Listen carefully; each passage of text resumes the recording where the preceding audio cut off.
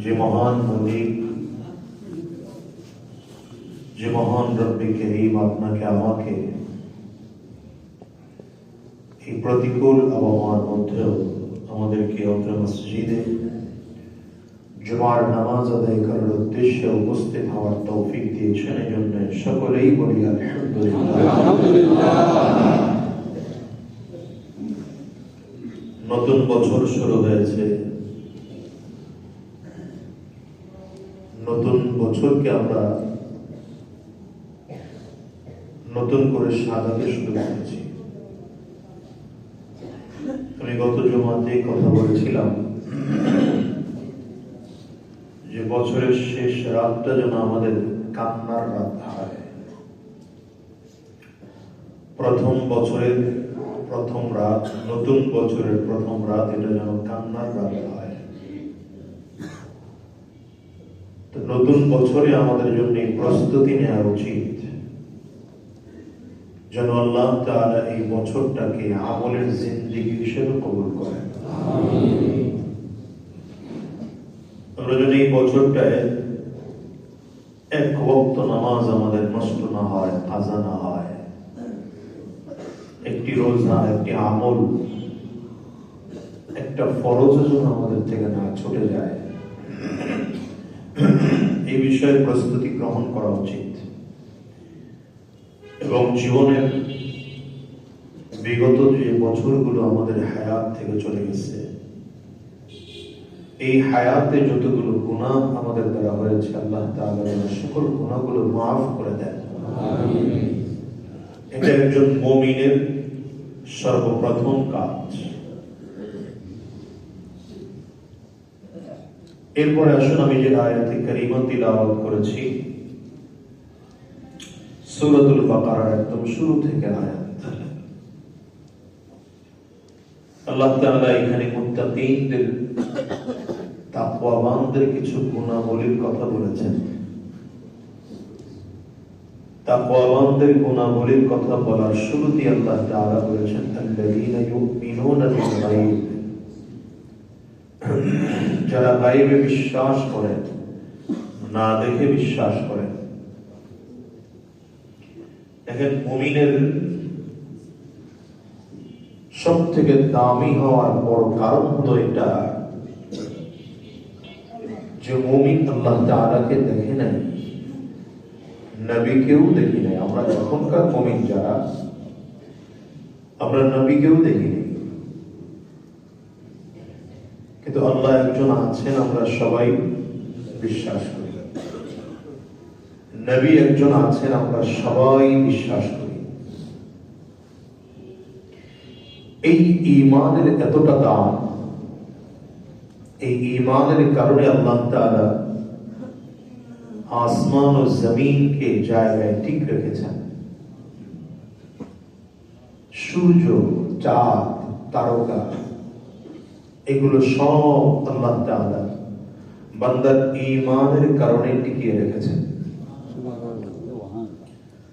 আমরা যে চাঁদটা দুনিয়া থেকে দেখি, চাঁদটা দুনিয়া থেকে কত বড়, আমি সম্ভবত এর আগে বলেছিলাম আপনাদের, দুনিয়া থেকে 9 লক্ষ গুণ বড়।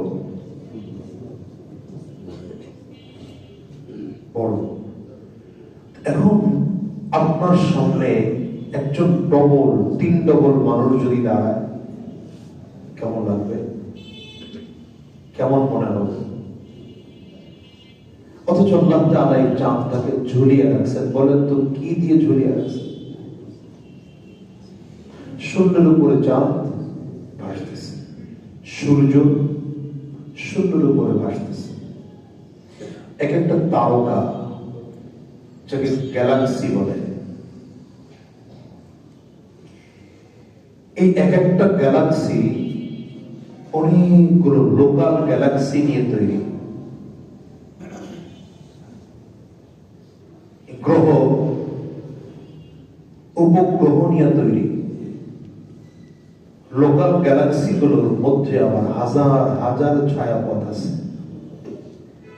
একটা ছায়াপথ থেকে আরেক ছায়াপথের দূরত্ব বৈজ্ঞানিক ওয়েন হ্যাবল, নাসা কোম্পানির প্রথম বিজ্ঞানী, তিনি বলেন যে এক ছায়াপথ থেকে আরেক ছায়াপথের দূরত্ব হলো 1 মেগাপারসেন্ট, মানে 33 লক্ষ আলোকবর্ষ।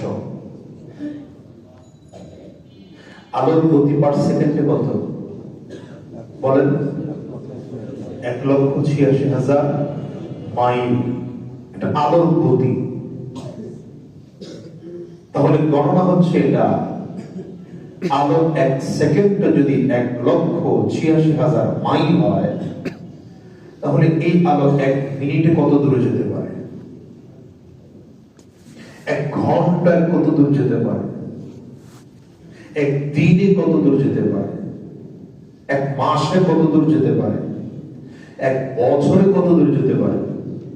এভাবে 33 লক্ষ বছর যদি দৌড়ায়, তাহলে আলোর গতি যেখানে গিয়ে শেষ হবে সেটা হলো এক ছায়াপথ থেকে আরেক ছায়াপথের দূরত্ব। এমন 10,000, 12,000, 20,000, 30,000 ছায়াপথ নিয়ে এক একটা লোকাল গ্যালাক্সি তৈরি। এরকম লোকাল গ্যালাক্সি 10, 12টা, 15টা লোকাল গ্যালাক্সি দিয়ে একটা গ্যালাক্সি তৈরি। এমন কতগুলো গ্যালাক্সি আল্লাহ তাআলা তৈরি করেছেন। বৈজ্ঞানিকরা গবেষণা করে বলে যে আল্লাহ তাআলা মিনিমাম প্রথম আসমানের নিচে 100 কোটি গ্যালাক্সি তৈরি করেছেন।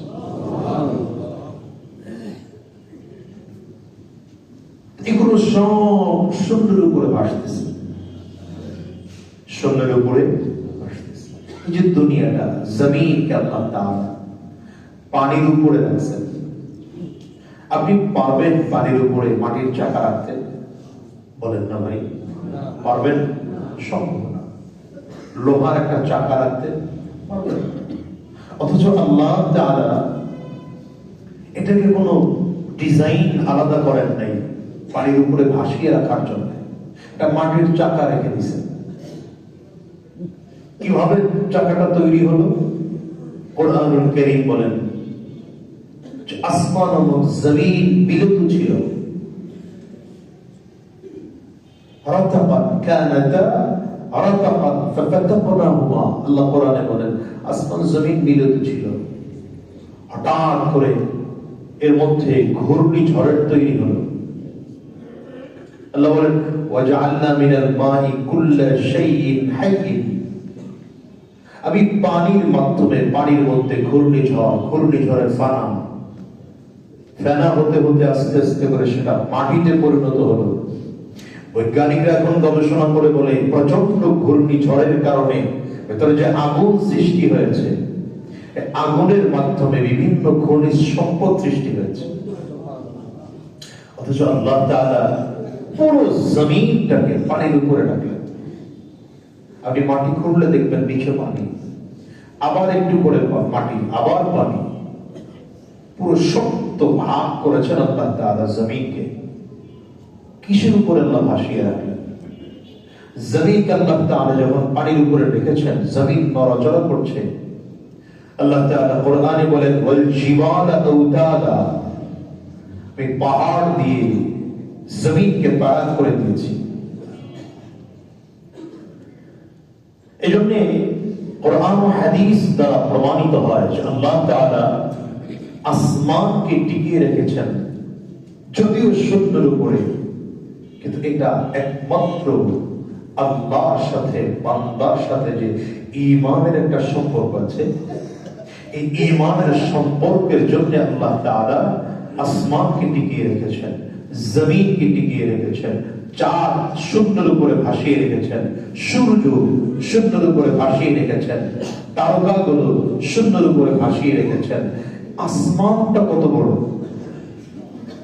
আমাদের এই মসজিদের ছোট্ট ছাদ কত টন ওজন হবে? এই ছোট্ট ছাদটুকু স্থির করার জন্য পিলার দিতে হয়েছে।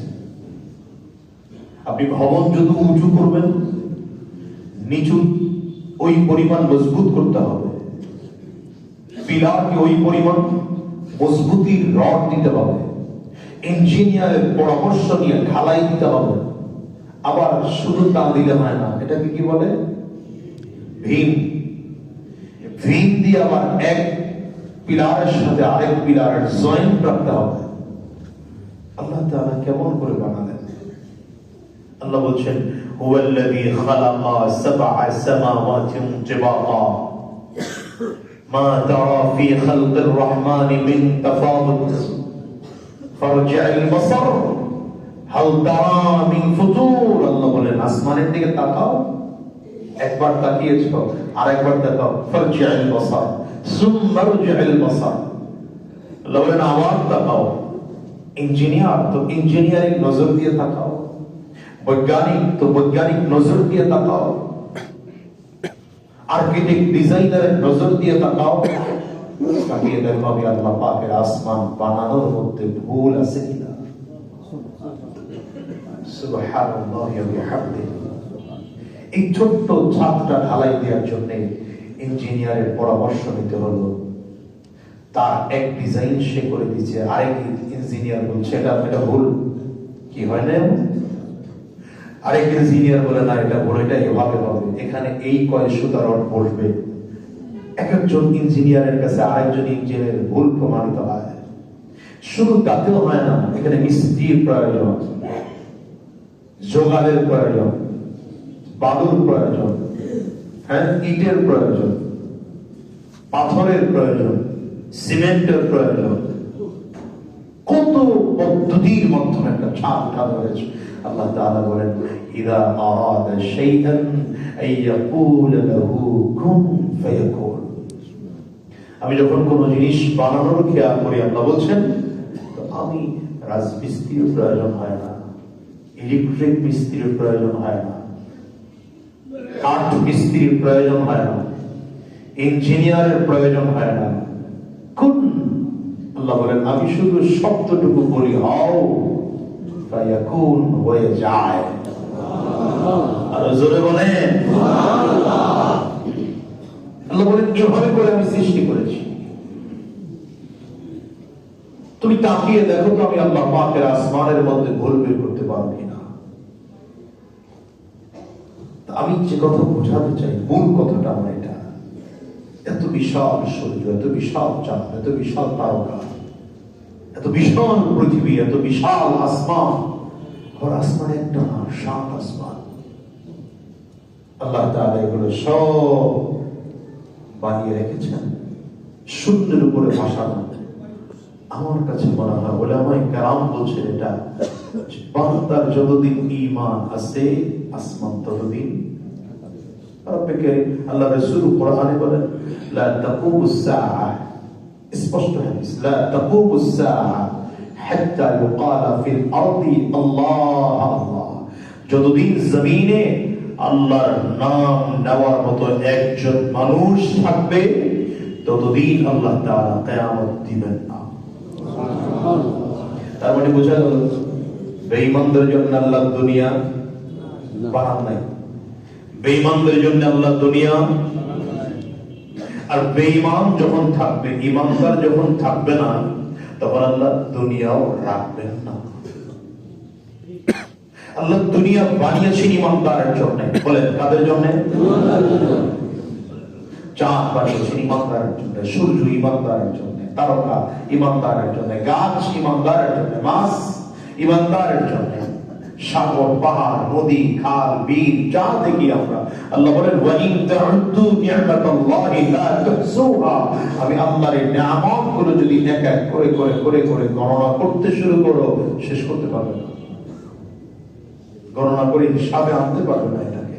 এই সব নিয়ামতগুলো আল্লাহ তাআলা একমাত্র ঈমানদারদের জন্যই দিয়েছেন। এখন প্রশ্ন হলো তো ঈমানদারের জন্য আল্লাহ যদি বানান, তো দেখি তো আমরা বেঈমানরাও খাই। তা আমি মাঝে মাঝে বলি এটা ঈমানদারদের জন্যই আল্লাহ বানিয়েছেন, বেঈমান ভাও খায়। বেঈমান যে আমাদের গ্রাম দেশে এক কথা আছে না, চোরের মায়ের যে ভাও খায় ও আমার আপনার উপরে এসে কি বলে মাতুব্বরি করা শুরু করেছে। এখানে আপনার আমারও ভুল আছে। আরে জমিন তো আমার আপনার জন্য আল্লাহ বানিয়েছেন, জমিন বানিয়েছেন, জমিনে আল্লাহ বিধান বাস্তবায়ন হবে। আমি যখন আল্লাহর বিধানকে বাস্তবায়ন করা বাদ দিয়ে কুফর আর শিরক আর বিদআতের কাছে মাথা নত করে দাঁড়িয়ে আছি, তো বেঈমান আমার উপরে রাজত্ব করবে, এটাই স্বাভাবিক। আমি যদি বেঈমানকে বুঝাতে শিখতাম যে তোরা রাজা নয়, তোরা প্রজা, রাজা মুসলমান, সংবিধান আল্লাহর কোরআন। আপনারা ইতিহাস জানেন, আমেরিকা যখন আবিষ্কারই হয়নি, আমেরিকা আবিষ্কারই যখন হয়নি, ওই দেশের মানুষগুলো যে বন জঙ্গলে বেড়ায় চলত, সাপ কুচ্চা এই পশু প্রাণীগুলো খাইত না, পোশাক পরিধান করা যে সভ্যতা এটাই তো জানত না।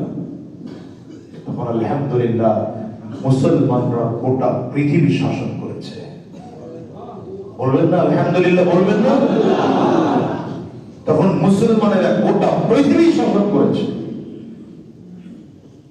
পয়গম্বর সুলাইমান আলাইহিস সালাতু ওয়াস সালাম যখন নিজের সিংহাসন নিয়ে আকাশে উড়েছেন, বলেন কোন উড়োজাহাজ, কোন বিমান, কোন রকেট, কোন হেলিকপ্টার, হ্যাঁ কি প্রযুক্তি ছিল তখন? ফুয়েলের প্রয়োজন নাই, ইঞ্জিনের প্রয়োজন নাই, পাইলটের প্রয়োজন নেই। পয়গম্বর সুলাইমান আলাইহিস সালামের সিংহাসন উঠতেছে। সুবহানাল্লাহ ওয়া বিহামদিহি। এই বিষয়ে লম্বা আলোচনা, ভিন্ন একদিন কথা বলবো। আমি মূল কথা যেটা বোঝাতে চাই, আল্লাহ পাকের কথা, জমিনে যতদিন একজন ঈমানদার থাকবে আল্লাহ জমিন ধ্বংস করবেন না, কিয়ামত দিবেন না। নবীজির স্পষ্ট হাদিস, লা তাকুমু الساعة حتى يقال في الأرض الله الله। স্পষ্ট কথা, যতদিন জমিনে আল্লাহর নাম নেওয়ার মতো একজন লোক থাকবে আল্লাহ ততদিন কিয়ামত দিবেন না। আচ্ছা, তাহলে এর বিপরীত কথা কি দাঁড়ায়? যেদিন আল্লাহর নাম নেওয়ার মতো একজন লোক থাকবে না, বলেন কথা বুঝতেছেন না মনে হয়? যেদিন আল্লাহর নাম নেওয়ার একজন লোক থাকবে না, আল্লাহ কিয়ামত দিবেন। দুনিয়া ধ্বংস হয়ে যাবে, চাঁদ থাকবে না, সূর্য থাকবে না, আসমান ভেঙে চৌচির হয়ে যাবে, পাহাড়গুলো তুলার মতো করে উঠতে থাকবে, ঠিক না? ইমানদারের দাম এখানে, ইমানদারের ঈমানের দাম এখানে। ইমানদারের ঈমান যতদিন আছে ততদিন চাঁদ ছড়ায়, সূর্য আলো দেয়। এই জন্যই তো আল্লাহ বলেন, যাহারাল ফাসাদু ফিল বাররি ওয়াল বাহরি বিমা কাসাবাত আইদিন নাস। জমিনে যত ঝামেলা দেখো, অতিবৃষ্টি, অনাবৃষ্টি, ঝামেলা, ফিতনা, ফাসাদ, মারামারি, কাটাকাটি, এগুলো তোমাদের নিজেদের হাতের কামাই। অর্থাৎ আমি যখন আল্লাহর উপর থেকে ঈমান কমাইয়ে দুনিয়ার মধ্যে ঢুকে যাই, তখন এই মুসিবত গুলো চলে আসে।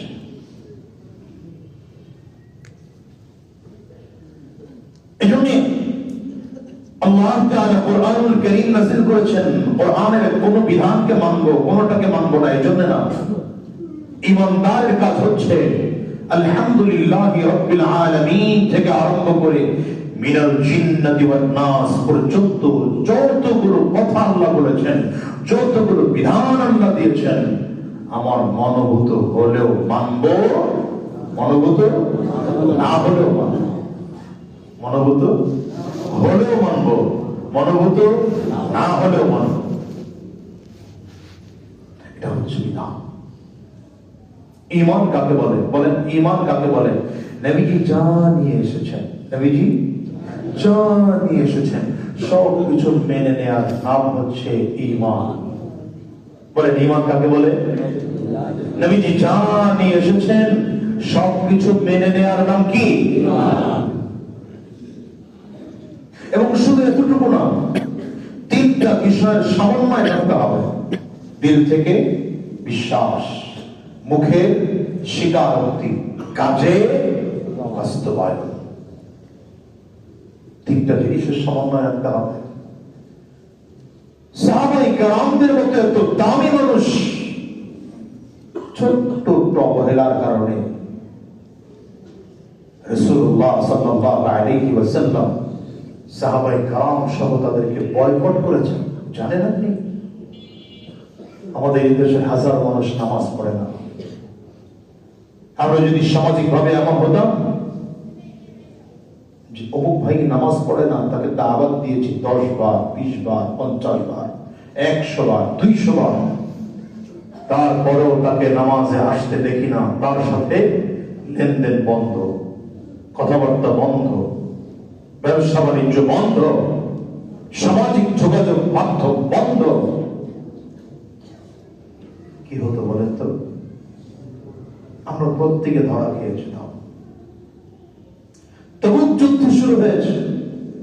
কোন যুদ্ধ? রোমানদের সাথে যুদ্ধ ছিল, খুব শক্তিশালী ওরা। নবী সাল্লাল্লাহু আলাইহি ওয়াসাল্লামের আচরণ ছিল, আমার নবীজি কোন যুদ্ধে যাওয়ার সময় আগের থেকে বলতেন না কোন স্পটে যুদ্ধ হবে, কোন রাস্তা দিয়ে যাবেন নবীজি, সাহাবীদের সংখ্যা কত হবে, কোন যুদ্ধই বলেননি। কেন বলেননি? এটা নবীজির রণকৌশল ছিল। বললে আগে হয়তো বেঈমানরা জেনে যাবে, যুদ্ধের জায়গাগুলো সফল হতে অসুবিধা হবে। কিন্তু তবুক যুদ্ধে নবীজি সাহাবায়ে কেরামদেরকে স্পষ্ট করে বলেছেন রোমানদের সাথে যুদ্ধ করতে হবে, এবং 30,000 সাহাবীদেরকে নবীজি যোদ্ধার সাজে সাজিয়েছেন। কত হাজার? 30,000 সাহাবীকে যোদ্ধার সাজে সাজিয়েছেন। নবীজি আলাদা করে খাতা মেনটেন করেছেন। কি মেনটেন করেছেন? নাম লিস্ট করা হয়েছে, রেজিস্ট্রি মেনটেন করা হয়েছে। বুখারীর বর্ণনা, কাব বিন মালিক রাদিয়াল্লাহু আনহু নিজেই হাদিসের বর্ণনাকারী। অর্থাৎ ঘটনাটা ঘটেছে কাব বিন মালিক রাদিয়াল্লাহু আনহুর সাথে, সাথে আরো দুজন সাহাবী ছিলেন। কিন্তু তাবুক যুদ্ধে রওনা করে যাওয়ার সময়টা এমন ছিল, যেই সময়টা সিজনের শেষ সময়, অর্থাৎ ফল পেকে যাওয়ার সময়, কৃষি ফলগুলো পেকে যাওয়ার সময়। আর কিছুদিন থাকলে ফলগুলো গাছ থেকে পাড়ার সময় হয়। যেমন আমাদের দেশে যারা ধান চাষ করে, এরা যেই সময় ধানটা পেকে যায়, এই সময়টা খুব ব্যস্ত থাকে, অন্য কোনো কাজে মনোযোগ দিতে পারে না। যারা আমের ব্যবসা করে, আমটা যখন কি বলে এটা পেকে যায়, পাকা শুরু হলে ব্যস্ত থাকে অনেক। কাব বিন মালিক রাদিয়াল্লাহু আনহু বলেন, মদিনায় আমাদের ফলগুলো পেকে যাচ্ছিল। নবীজি সাল্লাল্লাহু আলাইহি ওয়াসাল্লাম আমাদের সকলকে প্রস্তুতি নিতে বললেন। তো কাব বিন মালিক বলেন, আমিও প্রস্তুতি নিয়ে শুরু করলাম। চিন্তা করে আগে ফলগুলো গুছিয়ে নেই, এরপরে রেডি হব। করে করে সকালে রেডি হব, বিকালে রেডি হব, অমুক রেডি হব, তমুক রেডি হব। শেষ পর্যন্ত দেখা গেল মদিনা থেকে কাফেলা যুদ্ধের জন্য রওনা করে বের হয়ে গেছে, আমি তৈয়ার হতে পারিনি, প্রস্তুতি গ্রহণ করতে পারিনি।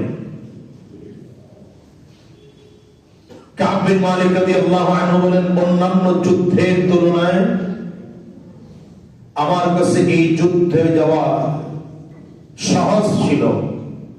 অন্যান্য যুদ্ধে আমার কাছে একটা ঘোড়া ছিল, সওয়ারি একটা ছিল, আজকে সওয়ারি আমার কাছে 2টা। খুব ভালো করে কথাটা মনোযোগ দিয়ে শুনবেন।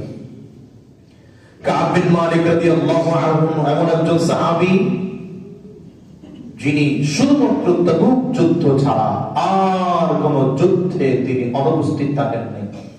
আরেকটা যুদ্ধ ছিল বদর যুদ্ধ, কিন্তু বদর যুদ্ধে অনুপস্থিত থাকলেও সেখানে পারমিশন ছিল। দ্বিতীয় নম্বর হচ্ছে বায়াতে আকাবা। বায়াতে আকাবায় হযরত কাব বিন মালিক রাদিয়াল্লাহু আনহু উপস্থিত ছিলেন, যে কারণে সেটা তেমন একটা আসর পড়েনি। আজকে কাব বিন মালিক রাদিয়াল্লাহু আনহুর কাছে সওয়ারি কয়টা আছে? তো তিনি মনে করলেন মদিনা থেকে কাফেলা বের হয়েছে, তারা পায়ে হেঁটে যাবে 1-2 মাইল না 900 মাইল দূরে। আমি ঘোড়া হাঁকিয়ে হঠাৎ ধরে ফেলবো। 1 দিন 2 দিন 3 দিন করে করে করে করে অবহেলায় যাওয়াই হয়নি। প্রস্তুতি নিয়ে যেদিন যাবেন শুনতেছেন নবীজি যুদ্ধ শেষ করে মদিনায় ফিরতেছেন। কাব বিন মালিক রাদিয়াল্লাহু আনহু বলেন, মদিনাতে কোন সাহাবী ছিল না বাকি যারা যুদ্ধে যান নাই। আমি যখন বাজারে যেতাম, বিভিন্ন রাস্তায় ঘোরাফেরা করতাম, তো আমার কাছে লজ্জা লাগতো, কিছু মুনাফিক ছাড়া, কাফির ছাড়া কোন মানুষ মদিনা ছিল না। 3 জন সাহাবী কাব বিন মালিক সহ মদিনাতে নবীজি ফিরে আসছেন। সাহাবায়ে কেরাম সব নবীজির সাথে এক এক করে করে আস্তে আস্তে ঢুকতেছেন। মুনাফিক যারা, মুনাফিকরা মিথ্যা বলে বলে নবীজির কাছে বিভিন্ন ওযর পেশ করেছেন। নবীজি তাদের ওযর ওভাবে করে মেনে নিয়ে তাদেরকে চলতে দিয়েছেন। কারণ মুনাফিকের কে কে মুনাফিক নবীজি জানতেন, আল্লাহ তাআলা তাকে জানিয়ে দিয়েছিলেন। এরপরও নবীজি জানতেন, এটা ওদের বুঝতে দেন নাই। যেমন নবীজি ইন্তেকালের পরে সাহাবী হুযায়ফা রাদিয়াল্লাহু আনহুর কাছে মুনাফিকের লিস্ট ছিল, জন্য সিররুন নবী বলা হতো তাকে।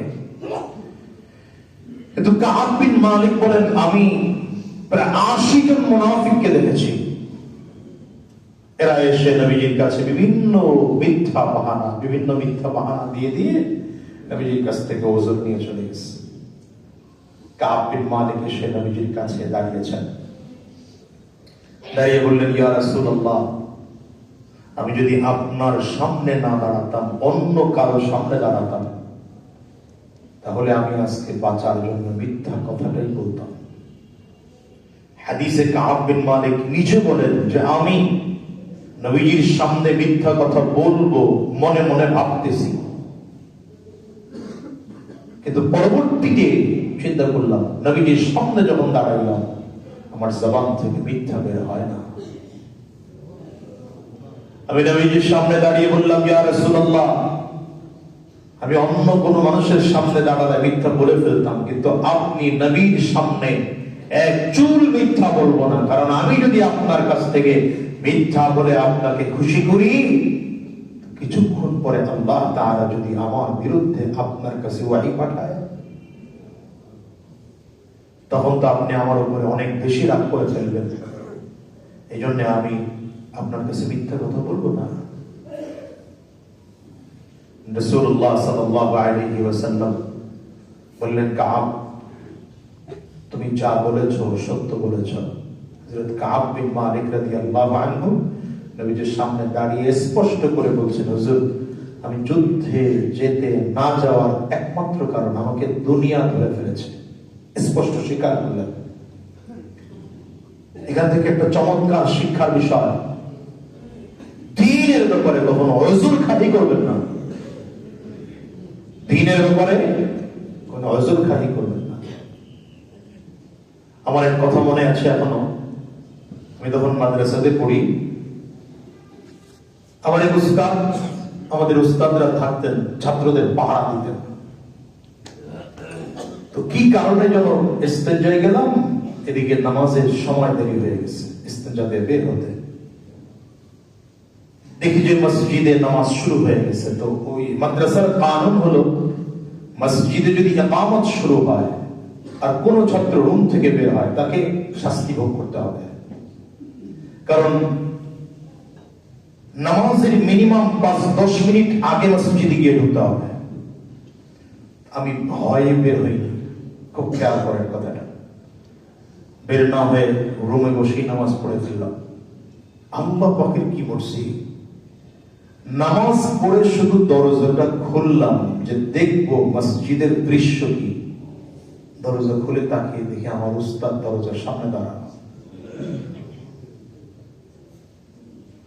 যে কথায় বলে না, যেখানে বাঘের ভয় সেখানে রাখছে। ওস্তাদ আমাকে যে আমি তো নামাজ পড়েছি, তো তাকিয়ে দেখলাম যে আলহামদুলিল্লাহ মসজিদে নামাজ শেষ, ছাত্ররা আসতেছে। হুজুর আমাকে জিজ্ঞাসা করলো, নামাজ পড়েছো? জি। আজকে নামাজ পড়েছো? জি। আসরের নামাজ পড়েছো? জি। আমি তো সত্য কথাই বলতেছি। হুজুর বুঝছেন যে আমি কি কোন জায়গায় পেশ দিছি। হুজুর বলে, আজকের আসরের নামাজ জামাতের সাথে মসজিদে পড়েছো? না হুজুর। হুজুর বলেন, তোকে পিটাতাম, মারলাম না, তুই যে সত্য কথা বলছো এই জন্য। আমি তখন থেকে চিন্তা করলাম, জীবনের কোন ইবাদত নিয়ে মিথ্যা কথা চলবে না। আপনি কোনো একদিন রোজা রাখতে পারেননি, কোনো বাহানার প্রয়োজন নেই। কোন এক নামাজ ছুটে গেছে, সেখানে যেন মিথ্যার আশ্রয় না হয় যে আমি এই কারণে নামাজ পড়িনি। আপনি ডাইরেক্ট বলে ফেলেন, আমাকে দুনিয়া ধরে ফেলেছে, আমি এই জন্য নামাজ পড়তে অবহেলা করেছি। তাহলে ভেতরে অনুশোচনা বোধ তৈরি হবে। আর যদি ইবাদত ছুটে গিয়েছে, এর বিরুদ্ধে এর বিপরীত কোন বাহানা তৈরি করা সুযোগ ভেতরে তৈরি হয়, তাহলে আমলের প্রতি স্পৃহা মানুষের কমে যাবে। কাব বিন মালিক রাদিয়াল্লাহু আনহু স্পষ্ট করে বললেন, ইয়া রাসূলুল্লাহ, আমাকে দুনিয়া ধরে ফেলেছে, এজন্য আমি যাইনি। নবীজি বললেন, তুমি সত্য কথা বলেছ, তবে যাও, আল্লাহ পাকের সিদ্ধান্তের অপেক্ষায় থাকো। কি বললেন? কথা বলেন না, কি বললেন নবীজি? অথচ কাউকে বললেন না। কাব বিন মালিক বলেন, আর 80 জন মানুষ নবীজির কাছে বিভিন্ন ওযর পেশ করেছে, তারা মিথ্যা কথা বানিয়ে বানিয়ে বলেছে। নবীজি তাদের গুলো মেনে নিলেন, কিন্তু আমার কথা হুজুর না মেনে বললেন, যাও, আল্লাহ পাকের সিদ্ধান্তের অপেক্ষায় থাকো। কাব বিন মালিক বলেন, টেনশনে পড়ে গেলাম। সাহাবায়ে কেরামদেরকে জিজ্ঞাসা করলাম, হুজুর কি এমন কথা আর কাউকে বলেছেন? সাহাবায়ে কেরাম বলেন, তুমি ছাড়া আরো 2 জনকে বলেছেন। টোটাল 3 জন। বিকালবেলা নবীজি ঘোষণা করে দিলেন, আজকের পর থেকে কাব বিন মালিকের সাথে কথা বলা বন্ধ। কথা বলা, লেনদেন বন্ধ, চলাফেরা বন্ধ। কাব বিন মালিক বলেন, পরিচিত দুনিয়াটা আমার কাছে অপরিচিত হয়ে গেল। কেউ আমাকে দেখে সালাম দেয় না, আমি সালাম দিলে কেউ সালামের জবাব দেয় না। কাব বিন মালিক বলেন, আমার ওই 2 বন্ধু তারা খুব দুর্বল এবং বৃদ্ধ ছিল, যে কারণে তারা খুব কষ্ট করে মসজিদে আসে না, তারা বাসায় বসেই নামাজ পড়ে। তো আমি নবীজির কাছে নামাজ পড়ার জন্য নবীজির কাছে চলে আসতাম। কাব বিন মালিক বলেন, মাঝে মাঝে আমি আর চোখে নবীজির দিকে তাকাতাম, নবীজি কি করেন দেখতাম, হুজুর আমার দিকে তাকিয়ে আছেন, কিন্তু আমি নজর দিলে নবীজি আমার থেকে চেহারা ঘুরিয়ে দিতেন। আমি হুজুরকে সালাম দিতাম, নবীজি আমার থেকে চেহারা ঘুরিয়ে দিতেন। বলেন, সমাজের প্রত্যেকটা মানুষ যদি কারো থেকে মুখ ফিরিয়ে নেয়, তার অবস্থা কি হয়? একদিন না, 2 দিন না, 1 সপ্তাহ না, 40 দিন পার হয়ে গেল। কতদিন? বলেন তো কি ব্যাপার? আমাদের সমাজে যদি এমন কোন আইন হতো যে একজন মানুষ নামাজ পড়ে নেই, তো আগামী 1 সপ্তাহ ওর সাথে লেনদেন বন্ধ, কথাবার্তা বলা বন্ধ, আমাদের কি হতো বলেন? দিন এত সহজ না, যত সহজ মনে করি দিনকে, দিন অত সহজ না। কাব বিন মালিক বলেন, গোটা দুনিয়াটা আমার কাছে সংকীর্ণ হয়ে গেল। 40 দিন পরে নবীজি আমাকে ডাকলেন, ডেকে বললেন, কাব, তোমার স্ত্রীকে তোমার কাছে রাখবে না, অন্য কোথাও পাঠিয়ে দাও। কাব বিন মালিক রাদিয়াল্লাহু আনহু বলেন, হুজুর আমার স্ত্রীকে তালাক দেব? বলে, না, তালাক দিও না, তবে সে তোমার কাছে থাকতে পারবে না, তাকে দূরে কোথাও পাঠিয়ে দাও। আমি তার বাপের বাড়িতে পাঠিয়ে দিলাম। এতদিন তো আমার স্ত্রী আমার কাছে ছিল, আমার কোন সাহাবী, আমার কোন ভাই, আমার কোন প্রতিবেশী আমার সাথে কথা না বললেও আমার স্ত্রী আমার সাথে ছিলেন, আজকে স্ত্রীও নয় আমার সাথে। আমি সব থেকে বড় ভয় পেলাম যে আমি যদি ঘরের মধ্যে মারা যাই তো আমার মৃত্যুর সংবাদ সাহাবীদের কাছে পৌঁছানোর মতো একজন লোক থাকবে না। কাব বিন মালিক বলেন, আমি আমার চেয়ে আরো বেশি ভয় পাইলাম যারা এই হালাতে যদি নবীজি জমিন থেকে বিদায় হন তাহলে তো ওয়াহির দরজা বন্ধ। আমি যে তওবা করতেছি, যদি আল্লাহ তাআলা আমাকে মাফ করে কোনো ওয়াহি নাজিল না করেন, সাহাবায়ে কেরাম তো আমার মৃত্যু পর্যন্ত আমার সাথে কথা বলবে না। চিন্তা করেন একটু ভালো করে, একটু ভালো করে চিন্তা করেন তো, গোটা দুনিয়াটা কেমন সংকীর্ণ হয়ে যায়। সাহাবায়ে কেরামদেরকে আল্লাহ তাআলা অপরাধ করতে দেন নাই। দুই একজন সাহাবী যদি ছোট ছোট ভুল করে ফেলছেন, ছোট ছোট অন্যায় করে ফেলছেন, এটার জন্য আল্লাহ তাআলা দুনিয়াতে শাস্তি দিয়ে তাকে পবিত্র করে ফেলেছেন।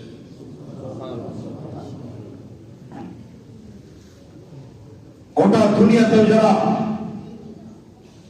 মুসলিমের প্রতি অত্যাচার করেছ, অবিচার করেছ, তাদেরকেও বলি সময় আছে, এখনো ক্ষমা চেয়ে নাও। দিনের বেলায় মানুষের পা ধরে ক্ষমা চাও, রাতের অন্ধকারে রবের কাছে কান্না করে ক্ষমা চাও, নয়তো তোমার অবস্থা তো ওয়াহি নাযিল হওয়ার দরজা তো বন্ধই। দুনিয়াতেও সংকীর্ণ, দেখেন না দুনিয়াটা কত সংকীর্ণ হয়ে গেল। যার এক কথায় ওসি চলতো, ডিসি চলতো, এসপি চলতো, যার এক কথায় মন্ত্রণালয় শুদ্ধ থরথর করে কাঁপতো, আজকে সেই মানুষটা একজন ওসির হয়, এসআই এর হয়, দাড়ি কামিয়ে তারপরে রাস্তায় চলে, তাতেও পায় না, তাতেও ধরা পড়ে যায়। কথা বলেন না কেন? অপরাধীর জন্য গোটা দুনিয়াটা এভাবে আমরা সংকীর্ণ করে দেয়। কোন অপরাধী দুনিয়া রাজত্ব করে টিকে থাকতে পারে নাই, পারবেও না কোনদিন। মনে রাখবেন, যারা মুসলিম আল্লাহ ওদের জন্য গোটা দুনিয়া রেখেছেন, গোটা দুনিয়া রেখেছেন, কিন্তু মজলুম তার জায়গা থেকে সামনে আগাতে পারে না, দুর্বল হয়ে যায়। মজলুম যদি একবার উঠে দাঁড়াতে পারে, মজলুম যদি একবার নিজেকে শক্তিশালী মনে করতে পারে, ইমানে বলে বলিয়ান হতে পারে, তো জালেম গুলো কোথায় পালাবে? রাস্তাও খুঁজে পায় না, রাস্তাও খুঁজে পায় না। জমিন দিয়ে হেঁটে যাওয়ার সুযোগ থাকে না, আকাশ দিয়ে উড়ে যেতে হয়। কি কথা বলেন না কেন? জমিন দিয়ে হেঁটে যাওয়ার মতো সুযোগ আল্লাহ দেন না। আল্লাহু আকবার। একজন সাহাবী দিয়ে গোটা মানুষকে আল্লাহ বোঝাচ্ছেন। কাব বিন মালিক রাদিয়াল্লাহু আনহু, সাহাবী যিনি জান্নাতি, ছোট অপরাধটুকু করেছেন। কি অপরাধ? যুদ্ধে যাওয়ার কথা ছিল, যুদ্ধে যাননি। সমস্ত সাহাবী তাদেরকে বয়কট করেছেন। কাব বিন মালিক বলেন, 40টা দিন তো তাও মোটামুটি কোনোভাবে কেটেছে যে আমার বিবি আমার সাথে আছে। তো যেদিন আমার বিবিকে আমার ঘর থেকে দিয়ে পাঠিয়ে দিলাম, সেই দিন থেকে আমার দিন কাটে না, রাত কাটে না। আমার 24টা ঘন্টা চিন্তা করি, যদি আমি মরে যাই আমার খবরটাও তো রাসূলের কাছে পৌঁছানোর মতো কোনো বাহক আমার কাছে নেই। কখনো না খেয়ে থাকেন কাব বিন মালিক, কখনো খান।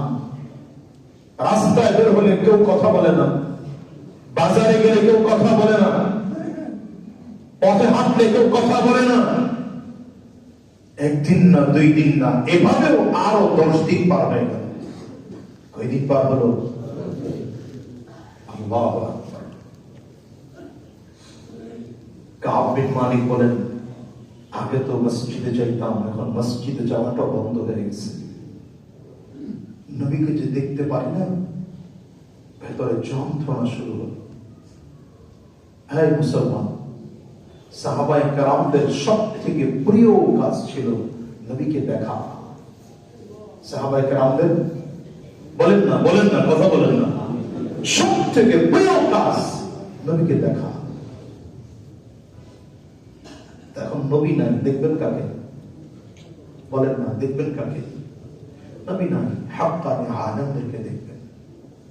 আমি বলছিলাম তাদেরকে দেখলে আপনি দেখবেন তাদেরকে, সংস্পর্শ যাবেন।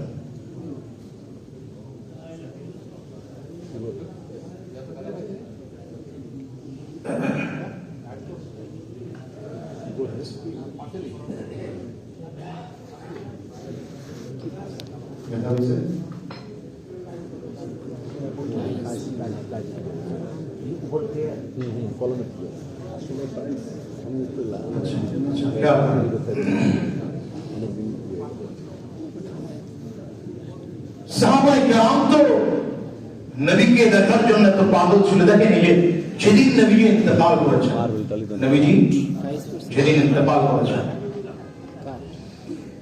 আব্দুল্লাহ ইবনে যায়েদ রাদিয়াল্লাহু আনহু খেজুর বাগানে কাজ করতেছিলেন।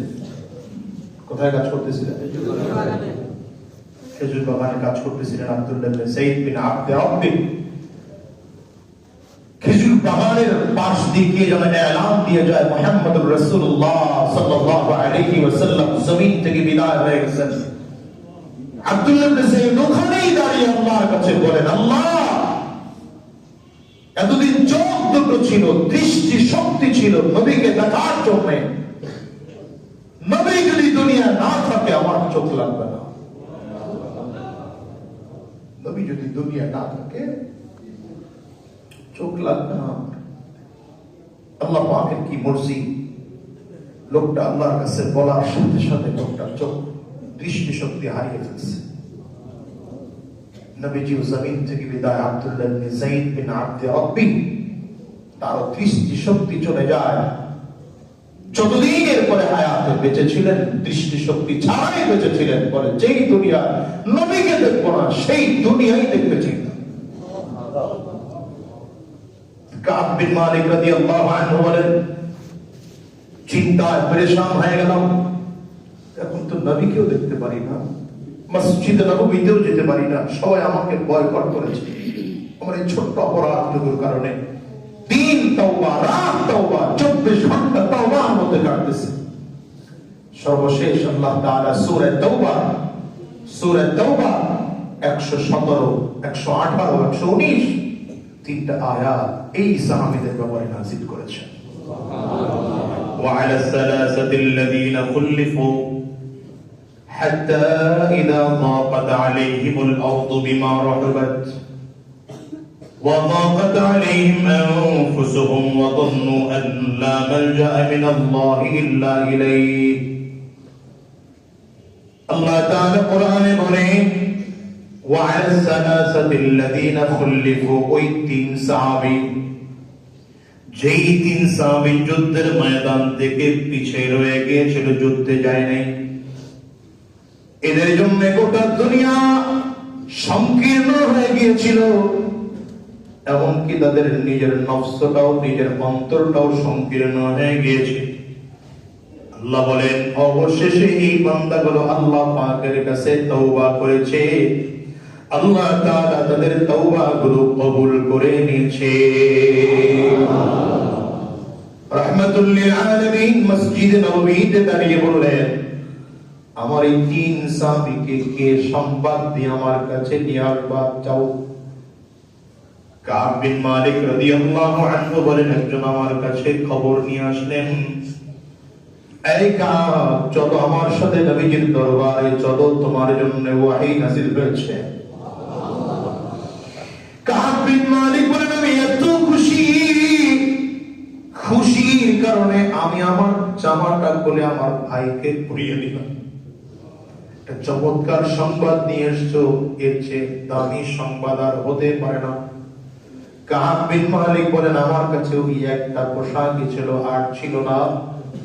নবীর কাছে কেমন করে যাব? আমি আমার ভাইয়ের কাছ থেকে পোশাক ধার করে শরীরে পরে নবীর কাছে গিয়েছি। আজকে নবীজির দিকে তাকিয়ে, দিকে রহমাতুল লিল আলামিনের দিকে তাকিয়ে আমার দিকে মিসকে হাসে, আর বলে যায়েদ, এই কাব বিন মালিক, আল্লাহ তাআলা তোমার জন্য কোরআনে আয়াত নাযিল করেছে।